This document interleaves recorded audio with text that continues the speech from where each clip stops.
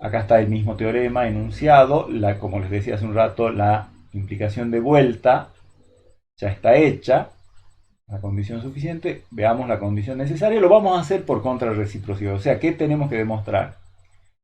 Que si f es conforme, para la ida, que si f es conforme en z0, la derivada en z0 es distinta de 0, para hacerlo por contrarrecíproca, vamos a suponer que la derivada es 0 en z0 y vamos a llegar a ver que la función f no es una transformación conforme en z0. ¿Sí? Entonces suponemos que la derivada en z0 es 0 de f. Lo vamos a poder hacer gracias a nuestro conocimiento de los desarrollos en series de funciones analíticas. Como la función f es analítica en z0, por supuesto que hay un entorno B que tiene radio R alrededor de z0 en el cual la función es desarrollable en serie de Taylor. Acá están los coeficientes de Taylor, acá está las potencias no negativas de z menos z0. ¿Sí? Por ser analítica en z0 hay un entorno en el cual la función es desarrollable, representable en serie de Taylor. Tenemos como dato que la derivada primera de la función en z0 es 0, con lo cual el término que corresponde a j igual a 1 en esta suma es 0. Entonces me quedaría que f de z es igual a f de z, en ese entorno, ¿no? Es igual a f de z0 más los términos desde j igual a 2 hasta infinito de esta forma. Al f de z0 lo voy a pasar al otro miembro y me va a quedar f de z menos f de z0 igual a la suma desde 2 hasta infinito de estos coeficientes. Derivada j décima en z0 sobre j factorial por z menos z0 a la j. ¿Sí? O sea, acá esto es lo mismo que esto, que f de z igual a esto, nada más que hemos usado el hecho de que f' de z0 es 0 para que ese término, digamos, de esta suma se anula y nos queda que esto es exactamente equivalente a esto en B. Ahora, yo miro todos los coeficientes, cada coeficiente del desarrollo este es la derivada j-ésima de z0 para j desde 2, o sea, la derivada segunda, la derivada tercera, la derivada cuarta, etc. Puede haber dos situaciones, o que todas las derivadas de f en z0 fuesen 0, o que haya alguna, por lo menos una que no sea 0. Eso es una clasificación exhaustiva de los casos que se nos pueden presentar mirando esta suma infinita. Entonces, si todos fueran iguales a 0, me quedaría que esta serie infinita es 0 en el entorno, por lo tanto, f de z sería igual a f de z0 para todo z en B, y por lo tanto, f sería una constante en ese entorno, con lo cual f no sería conforme, porque recuerden que hemos definido que una función es conforme en un punto cuando no es. Una de las condiciones para conformidad era no ser constante en ningún entorno del punto. Así que si fuera este el caso, ya sabemos que f no es conforme en z0 y terminó la demostración de, en este caso, si f' es 0, entonces f no es conforme. Eso sería bajo la suposición de que todas las derivadas desde la 2, la derivada segunda en adelante, evaluada en z0, fuese iguales a 0. Sería casi como trivial ver que f no es conforme en z0. El caso más interesante es cuando no todas las derivadas fuesen 0. Entonces, de las derivadas mayores de orden mayor o igual que 2, voy a elegir la primera que sea no nula. Es decir, f a la m de z0 va a ser distinto de 0, donde m es el mínimo de los órdenes de derivaciones que sean no nulos. Y si f a la m en z0 es distinto de 0, es un número complejo que tiene un argumento bien definido. A ese argumento le voy a llamar alfa y está bien definido. Fíjense qué pasa entonces para cualquier complejo en el entorno. Yo tengo esta igualdad. La voy a manipular un poquito. Fíjense que, en primer lugar, si descarto todos los términos que corresponden a j menor que m, o sea, entre 2 y m menos 1, si es que los hay, todos esos coeficientes son 0, así que la suma esta puede empezar desde j igual a m, porque todos los anteriores tienen gracias a esta elección de m, valor 0 los coeficientes, ¿sí? O sea, si la suma empieza en m, no pierdo nada porque todos los anteriores tienen tienen coeficientes iguales a 0. Ahora voy a hacer unas cuantas manipulaciones, como siempre, algebraicas, cambios de subíndices y demás. Voy a descontar m en los subíndices, o sea, de m voy a bajar a 0, infinito va a quedar en infinito, y cada vez que aparezca j acá voy a sumar m. Entonces, derivada de orden j más m en z0 sobre j más m factorial, z menos z0 a la j más m. Por cuestiones de conveniencia en las manipulaciones que vienen, voy a multiplicar y dividir por f a la m de z0 sobre f a la m de z0. Esto es distinto de 0, así que esto es 1, no hay problema. Y voy a multiplicar y dividir también por m factorial, que por supuesto es distinto de 0, así que esto es 1. Porque ahora puedo acomodar lo siguiente. Fíjense que acá en esta suma todos los términos tienen potencias de z menos z0 a partir de m, que es mayor o igual que 2, en adelante. Así que puedo sacar z menos z0 a la m afuera de la suma, las propiedades de convergencia uniforme vigentes en las series de potencias, por supuesto que me permiten hacer esta manipulación, sacar entonces z menos z0 a la m,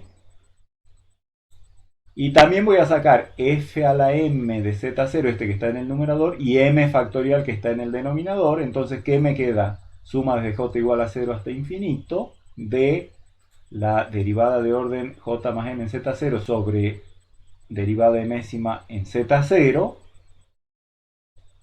por m factorial sobre j más m factorial y por z menos z0 a la j. Efectivamente, introduzcan dentro de la suma estos términos, apliquen propiedades y van a recuperar exactamente esto. ¿Para qué me sirve esto?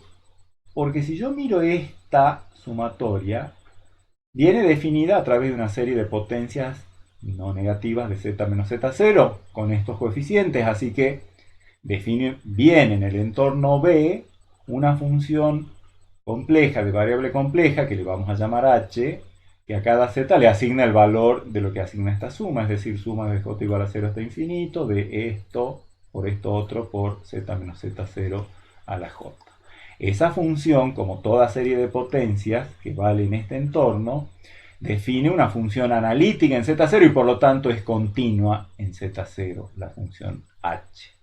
¿Y cuánto vale h en z0? Bueno, como siempre, cada vez que evaluamos una serie de potencias en el centro del entorno queda únicamente el coeficiente que corresponde a j igual a 0, que sería derivada de orden m en z0 dividido derivada de orden m en z0, eso es 1, m factorial sobre m factorial, que es 1, así que h en z0 vale 1, el número real 1. Entonces fíjense que si f de z menos f de z0 es igual a esta expresión algebraica, que la puedo ver como z menos z0 a la m, f a la m de z0 sobre m factorial h de z, tengo productos y cocientes, el argumento de un producto y de un cociente usando las propiedades ultra conocidas de que el argumento del producto es la suma de los argumentos, el argumento del cociente es la resta de los argumentos. El argumento de esto es igual al argumento de esto, o sea, de z menos z0 a la m, más el argumento de esto que está acá, que sería la derivada enésima en z0, más el argumento de todo esto que está acá, que sería h, el argumento de h de z, menos el argumento de esto que está acá abajo, que es m factorial.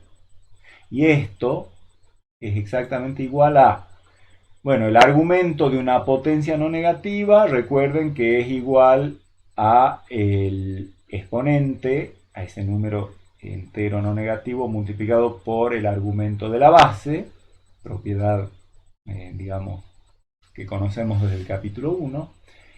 El argumento de la derivada enésima de z0 es lo que hemos llamado alfa.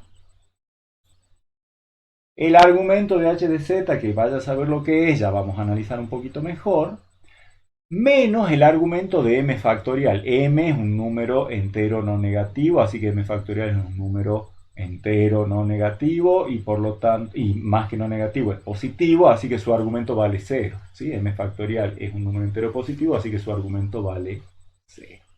Fíjense, acá traslado el enunciado, el mismo teorema que teníamos hace un rato, y traslado la conclusión a la que acabamos de arribar, que dentro del entorno el argumento de f de z menos f de z0 es m veces el argumento de z menos z0 más la constante esa alfa, que era el argumento de la derivada emésima en z0 de la función, y más el argumento de la función h de z definida a través de esa serie de potencias.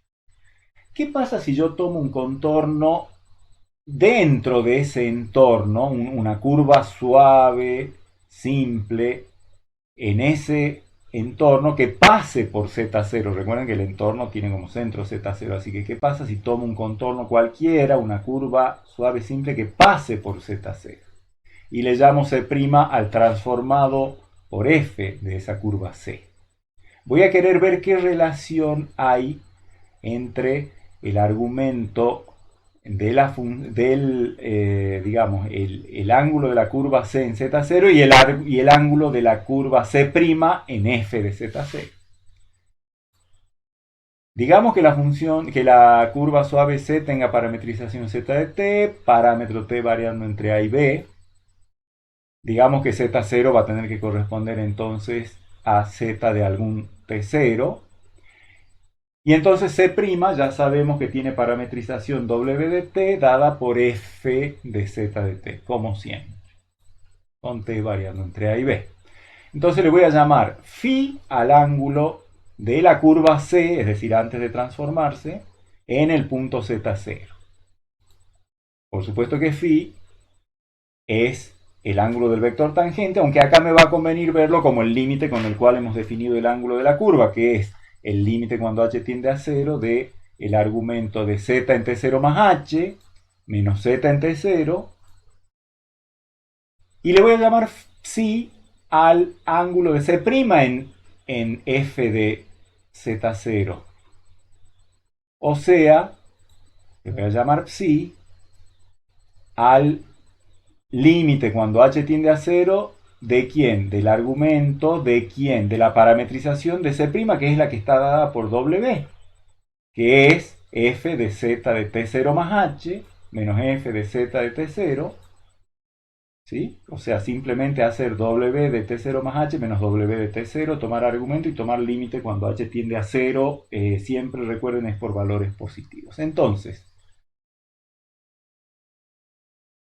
sí, acá tengo la diferencia entre f de alguien que está en el entorno menos f de z0. Así que voy a aprovechar esta expresión para el argumento de f de z menos f de z0 cuando me muevo con z dentro del entorno. Y después de todo, el c, la curva suave, está dentro del entorno. Así que a esto lo puedo sustituir por esto correspondiente a los argumentos adecuados, es decir, m veces el argumento de z en t0 más h menos z de t0, que es z0, más esa constante alfa, más el argumento de h en z de t0 más alfa.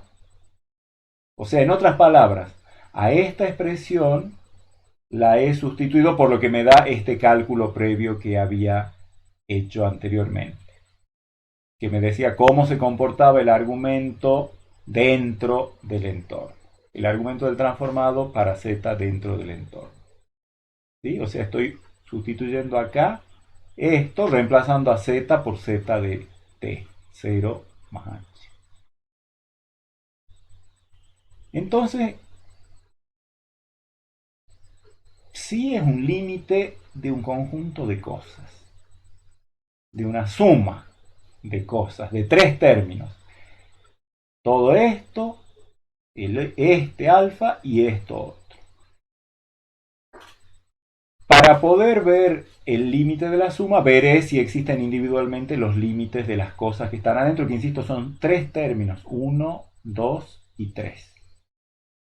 ¿Qué decir respecto del primer término? Bueno, el límite de este argumento es justamente el argumento del vector tangente, o sea, el ángulo que forma la curva C en Z0.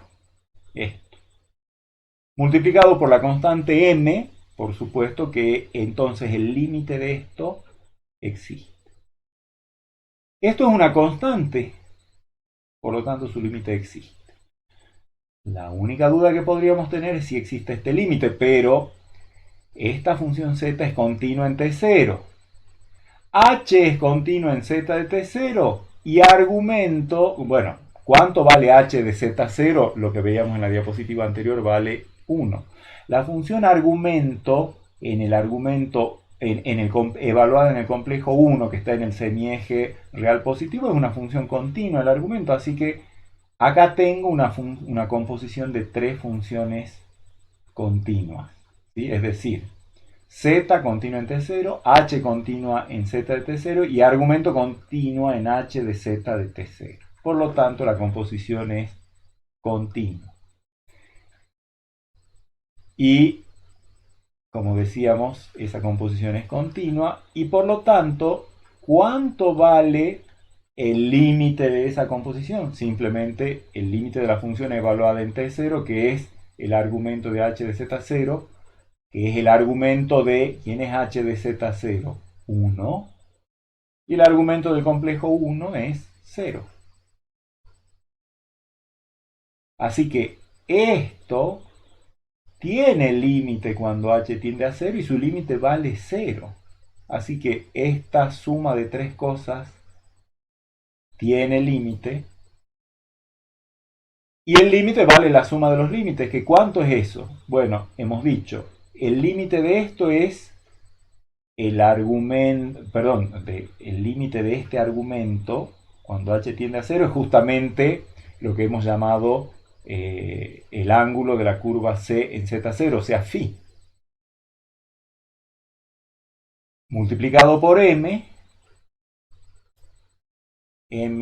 por phi, o sea, m por el límite este que es phi, más el límite cuando h tiende a 0 de alfa, que es una constante, por lo tanto es el propio alfa, más el 0, que es este otro límite. Entonces, fíjense, acá tengo una fórmula que me relaciona el ángulo de C' en el transformado de Z0 con el ángulo en Z0 de la curva C.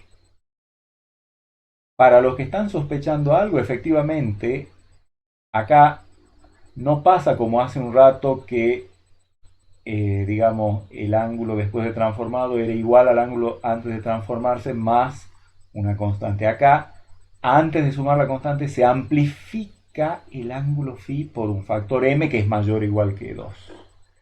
¿Cómo eso nos permite deducir que en este caso la transformación f no es conforme en Z0? Porque tomo dos contornos, dos curvas suaves simples que pasen por Z0 ambas, y le llamo Φ1 al argumento de la primera curva en Z0, al ángulo en Z0. Φ2 al ángulo de la C2 en Z0, el ángulo entre las dos curvas es la diferencia Φ2 menos Φ1. Ahora le llamo C'1 al transformado de C1 por F, le llamo C'2 al transformado de C2 por F, las dos van a pasar por F de Z0, que le voy a llamar W0, le voy a llamar Psi1 al ángulo de C'1 en W0 y le voy a llamar Psi2 al ángulo de C'2 en el mismo Psi0, así que el ángulo que forman estas dos curvas, el ángulo entre los transformados de las curvas, el C'1 y el C'2 en W0, ese ángulo orientado es Psi2 menos Psi1. Pero por el razonamiento de hace un rato, Psi1 era una curva que pasaba por C0, ¿qué le pasaba al argumento después de transformarse? Era m veces el ángulo antes de transformarse, o sea, Φ1, más la constante alfa. Y Psi2 es lo mismo, m por Φ2 más alfa. Entonces, el ángulo que van a formar C'1 y C'2 en W0, que ya sabemos que es Psi2 menos Psi1, hago la sustitución, si 2 es m phi 2 más alfa, menos m phi 1 más alfa, elimino paréntesis, cancelo los alfa y me queda m veces phi 2 menos phi 1, que es entonces m veces el ángulo que formaban C1 y C2 en Z0. O sea que el ángulo entre las curvas transformadas en W0 no es el mismo que el ángulo entre las curvas antes de transformarse en Z0, sino que están amplificadas por un factor M. En particular, fíjense que, por ejemplo, si tomo C1 que tenga una curva suave que pase por Z0 que tenga argumento 0, ángulo 0. Y otra curva que también pase por Z0 que tenga ángulo pi sobre 2m. Ese pi sobre 2m, como m es mayor o igual que 2, este es un número menor que pi sobre 2. La diferencia entre los dos ángulos, o sea, el ángulo entre las dos curvas C1 y C2 en Z0 es simplemente phi 2, que es mayor que 0 y menor que pi sobre 2. Pero de acuerdo a esto que hemos deducido, el ángulo entre los transformados de las curvas en W0 es m veces el ángulo, que es m veces esto, porque phi 2 menos phi 1 es pi sobre 2m menos 0, o sea, pi sobre 2m. Eso multiplicado por m me da pi sobre 2, y no es el mismo que el ángulo de las dos curvas antes de transformarse, lo cual muestra que la función f no es una transformación conforme en Z0, porque por ejemplo estas dos curvas con estos ángulos, formando un ángulo entre ellas, se transforman en dos curvas que forman otro ángulo entre ellas en el plano W. Así que la función f no es conforme en Z0 y con eso tenemos lo que queríamos, que si f' era igual a 0, entonces la f no es conforme. O sea que los brontosaurios no se nos van a deformar cuando le apliquemos una transformación conforme con derivada no nula. Bueno, para terminar la clase me gustaría que veamos una relación que hay entre el hecho de que una función sea conforme en un punto o en un entorno de ese punto y la biyectividad de la función dentro de un entorno de ese punto. Si uno tiene una función,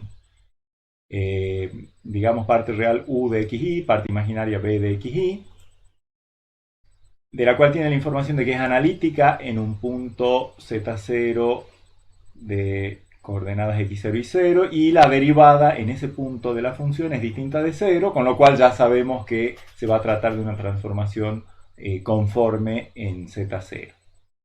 Por supuesto que gracias a eso existe un entorno alrededor de z0, digamos de radio r, en el cual pasa lo siguiente. La derivada parcial de u respecto de x es igual a la derivada parcial de b respecto de y, y la de u respecto de y es menos la de b respecto de x. Por supuesto, se cumplen las ecuaciones de Cauchy-Riemann en algún entorno, dado que f la hemos supuesto analítica en z0, y por lo tanto en un entorno de z0, en ese entorno. Por otro lado, las derivadas u, b, o sea, las funciones u y b, sus derivadas primeras, sus derivadas segundas, etcétera, son todas continuas, como hemos visto oportunamente, por la misma razón, por ser estas condiciones necesarias y suficientes para analiticidad de una función en Z0, cumplirse las ecuaciones de Cauchy-Riemann en un entorno y ser las funciones y sus derivadas todas continuas en ese entorno.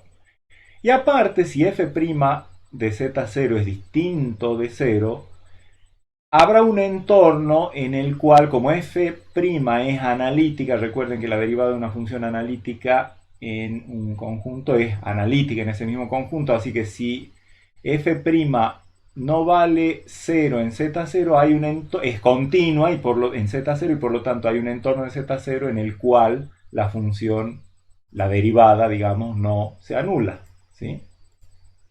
Porque f' es continua y no nula en Z0. Ojo, capaz que el entorno de entrada que yo busco y consigo, en el cual la función es analítica y se cumplen las ecuaciones de Cauchy-Riemann y las continuidades de las funciones componentes y sus derivadas, capaz que ese entorno sea diferente del entorno donde f' es distinto de 0, pero bueno, elijo el menor de esos dos radios de entorno y obtengo un entorno en el cual pasan las tres cosas.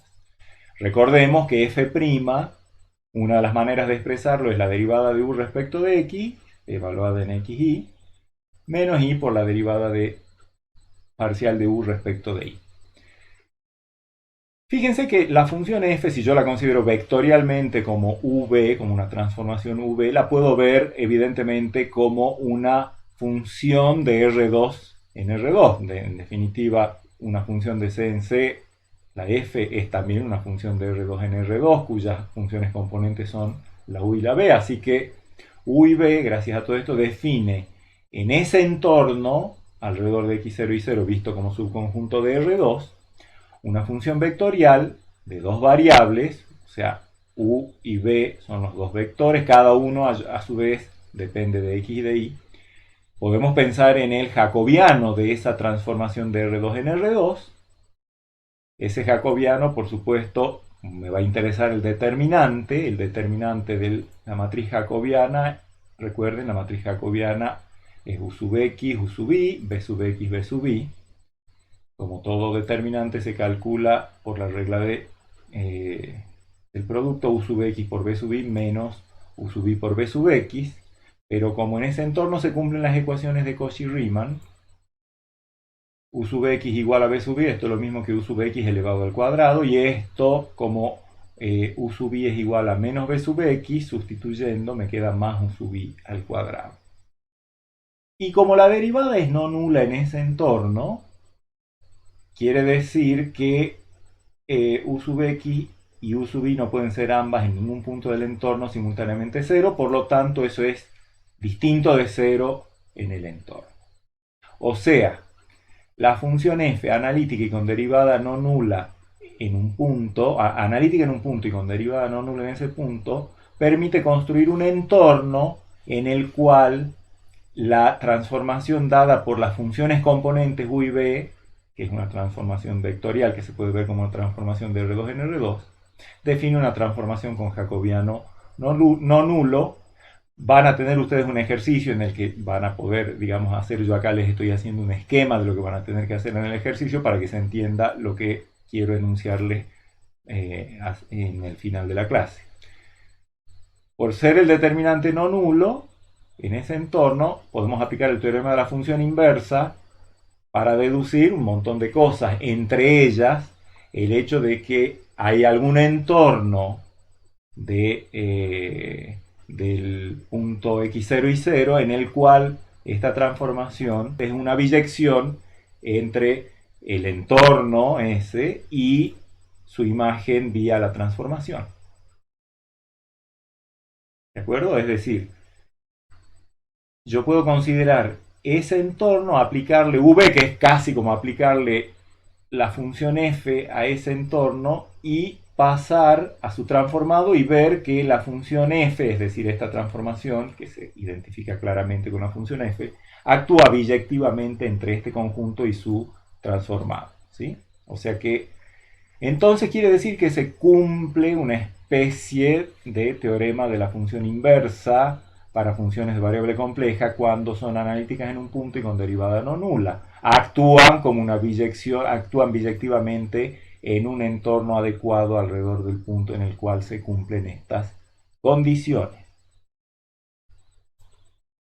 Así que, evidentemente, tiene sentido preguntarse, dados dos conjuntos del plano complejo, ¿cuándo uno se puede conseguir una función que actúe conformemente y biyectivamente transforme un conjunto en otro? Es decir, dados dos dominios de 1 y de 2, ¿cuándo habrá una función que sea biyectiva, que sea conforme y que vaya de D1 a D2? ¿Sí? O sea, dados dos dominios de 1 y de 2, subconjuntos del plano complejo, los vamos a llamar conformemente equivalentes a esos dos dominios si existe una función biyectiva, analítica y conforme que vaya desde D1 hasta D2. ¿Sí? Por ejemplo, en el caso de la diapositiva anterior, si D1 era ese entorno en el cual la función se comportaba biyectivamente y D2 su imagen, por supuesto que el D1 y su imagen a través ese entorno y su imagen a través de f son conformemente equivalentes. Pero ahora la pregunta es un poquito más general. Dados dos conjuntos cualesquiera del plano, ¿cuándo se pueden transformar el uno en el otro de manera biyectiva, pero que a la vez esa biyección sea analítica y conforme? Esto de ser conformemente equivalentes dos conjuntos define una relación de equivalencia entre dos conjuntos, entre los conjuntos del plano. Dos conjuntos pueden o no ser conformemente equivalentes. Tienen ustedes como ejercicio, también en el práctico, demostrar que la relación de ser conformemente equivalentes es una relación de equivalencia. Uno podría decir, bueno, la, la función, esa biyección analítica y conforme, por supuesto que su inversa es también una función biyectiva, habrá que ver el tema de la analiticidad y de la conformidad, para lo cual en los ejercicios ustedes van a encontrar algunas sugerencias para armar efectivamente esa función que les muestre que si D1 es conforme equivalente a D2, entonces D2 es conformemente equivalente a D1. El teorema de la función inversa les va a ayudar mucho, por supuesto. Pero, si uno tiene dos conjuntos y se pregunta si son conformemente equivalentes, fíjense que conformemente equivalentes querría decir que son muy similares bajo muchos aspectos dos conjuntos. ¿Sí? No solo que hay una biyección de uno a otro, sino que esa biyección es analítica y encima conforme, o sea que se pueden transformar el uno en el otro sin cambiar, digamos, los ángulos de intersección de curvas. Cuando dos conjuntos del plano son conformemente equivalentes, es un problema que por supuesto dependerá de cuáles sean los dos conjuntos, pero hay un teorema que sorprende por lo que enuncia, que es, por lo que sé, es parte de la tesis doctoral de Riemann en el año 1851, que es lo que se llama el teorema de la representación conforme o teorema del mapeo conforme. Y dice lo siguiente: todo dominio, es decir, abierto conexo, que sea simplemente conexo y que no sea todo el plano complejo, es conformemente equivalente al disco unitario, es decir, a los complejos de módulo menor que U. O sea, todo dominio simplemente conexo, piensen en una elipse, por ejemplo, ¿sí? Que es simplemente, digamos, en el interior de la elipse. Es simplemente conexo. Bueno, se puede transformar biyectiva y conformemente a través de una función analítica en el disco unitario y viceversa. No es trivial para nada la demostración de este teorema, requiere de herramientas un poco más avanzadas, no están a nuestro alcance, pero por lo menos entendemos lo que esto quiere decir. Y es un teorema que tiene muchas aplicaciones en la matemática aplicada, porque muchas veces uno trabaja con dominios que tienen algunas expresiones complicadas y en el cual tiene que analizar ciertas funciones, pero resulta que cuando a ese dominio lo transforma, de acuerdo a este teorema, en el disco unitario, las propiedades de esa función que está estudiando se mantienen y a lo mejor es mucho más fácil estudiar cosas en un disco unitario que en un dominio que pueda tener una expresión arbitraria, más o menos un poquito lo que pasaba con las integrales y lo bueno que era el principio de deformación de contornos. Bueno, acá hay una cosa parecida para la gente que hace aplicaciones en ingeniería, en física. Este teorema es de mucha importancia porque permite encontrar soluciones de ciertas ecuaciones planteadas sobre dominios que son complicados, pero que al llevarlas al disco unitario el estudio se hace mucho más fácil. Bueno, terminamos de esta manera el contenido de esta clase, en la que el eje central ha sido el rol que juega la analiticidad a la hora de analizar qué tanto deforma una función los conjuntos que transforma. En la clase que viene nos vamos a meter más en el análisis de cómo trabajan individualmente ciertas familias de funciones típicas, como por ejemplo las lineales u otras. Nos estaremos viendo. Hasta luego.